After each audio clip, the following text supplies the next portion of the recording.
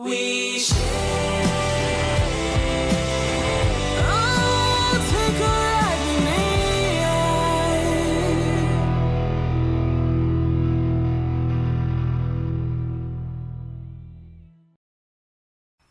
My name is Kate Charles. I'm from Plateau State. I was born and brought up here in Jersey. I'm 30 years old, mother of two. I'm excited. I'm a very happy mother though. Let me share something very little about me, from where I started and how I got to where I am today, and still counting more, because I know there's so much in store for me out there. I was born into a family where I can say till today, I won't exactly say I know my father that much, because I've heard about him, but I've not seen him like one-on-one like this. From the little I heard, he's Magabo by tribe from here in Plateau State, and then how they met, how I came, I don't know. But one thing I knew was that he, as a man that he was, what I used to call it naive, or I don't know. I don't just want to place a word to it, but from what I heard, he said, I'm just a female tribe. So whether he takes me or not, it adds nothing or reduces nothing to him.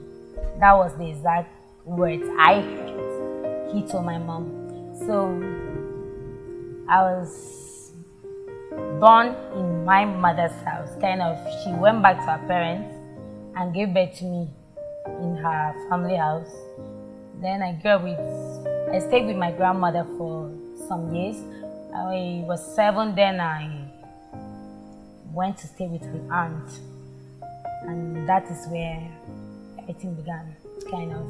That's my mom's younger sister, which I'm proud today. I love her, I call her mommy, and she was always there for me, and she has always been there, and she's still there for me till today.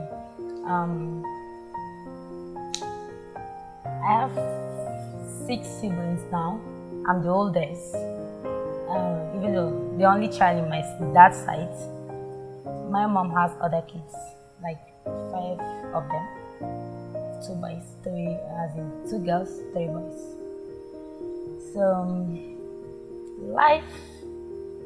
growing up, life was not that easy for me, knowing fully that questions were popping up, like,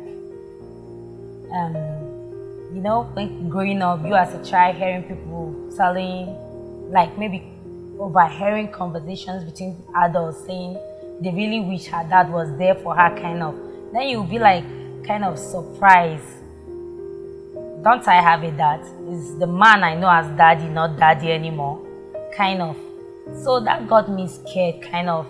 I started asking questions like, do I have another daddy somewhere else? Where is he? Who is he? Kind of. So my late grandmommy has soul rest in peace. That's the one I gave birth to my mom. That's my maternal grandmother. Kind of was like, stop asking these questions, because they are really going to hurt you. You won't want to know. You don't want to hear. Kind of. That, truth be told, your father was not a good man. There is no man in his right senses that will reject his child. So I wanted to just hear both sides, but I wasn't opportune, and I'm still not opportune till today.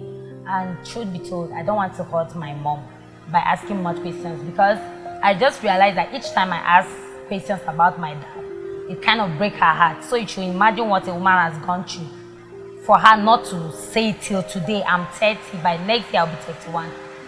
So for her not to be comfortable sharing it now, you should understand what she has gone through, I don't want to stress her, because it's obvious men feel at times, I'm sorry, some men, they feel at times it's just normal. You have a child out there and just let it be. She'll come for me when she's ready.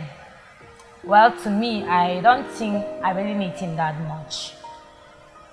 As much as I want to know my identity, but that will not carry me to heaven, and that will not add or reduce anything to me after. I'm a woman, and I'm definitely in another man's house. So his house will never be my house forever, kind of. So that was how I just took it, though very painful, but I just had to swallow it like that. So growing up, I went to Obasanjo Model Primary School, Hoshe, here in Jos. When I finished from there, I got just a social, but I didn't want to go through all that. So I came back home to my parents to start secondary school from JS1 there. So we were on it. JS1, JS2 was fine, moving fine. My stepdad, awesome. He's what I call a perfect gentleman. In fact, if they give awards to fathers every day, I will sell my life to give him one every day. Because that man never showed me for once that he's not my dad. Even as much as he had other kids, like 2 daughters before me, before he got married to my mom, because their mom left. For some obvious reasons, she got married too before he met my mom. As much as they want to, that kind of between siblings, you are not our sister kind of a thing, because they were already grown up and they knew that their dad is actually not my father. You understand? So there was this competition between they kind of even tried to poison my own siblings. She's not actually our sister, she's not blood related kind of. But it was very difficult. As in, I don't just want to remember it. I passed through so much. I think it was a lot. Because they would be like, uncles would pop up, you are like trying to associate, kind of trying to feel at home. And they'll keep reminding you, you don't belong here. You understand? You don't belong here. You are not part of us, kind of.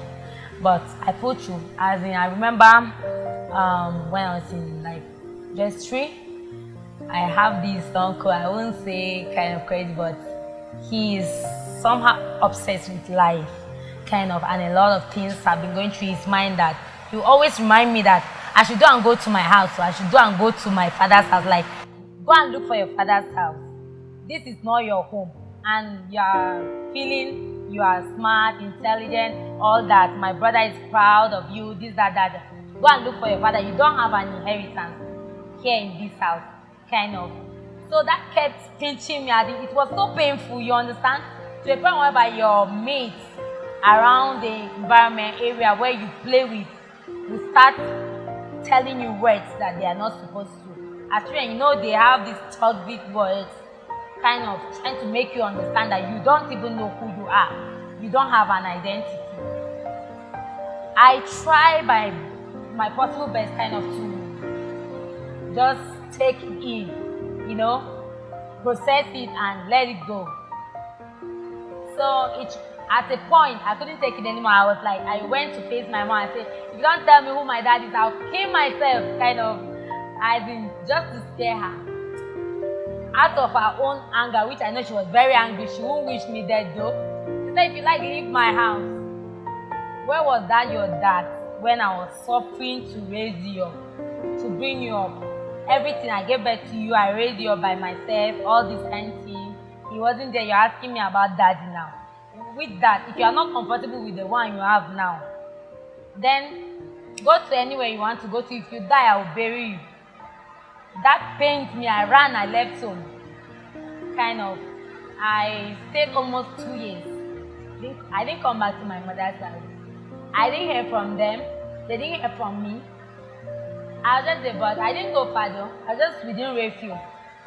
And that is where I want to bring attention of young girls in this our generation. That things are not going well in your home doesn't mean that,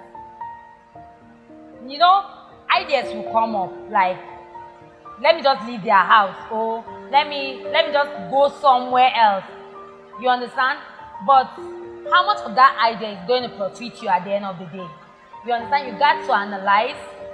You have to look into it very well. Sieve out, listen to your conscience, trying to understand how far would this your idea take you. You understand? And how positive is it it gonna be like? You understand? Is it going to have a negative effect on you at the end of the day? That's what you should put into consideration too. You understand? So I was like, okay, I need to leave this house because nobody was longer paying my school fee. As in, things were so tough, were rough, kind of. So I just told myself that I know that I want to be something in this life, and this something that I want to be, or someone I want to be, my goals and expectations are quite high, and I cannot achieve them by just staying within that environment, kind of. So I just told myself I need to do something. They say if you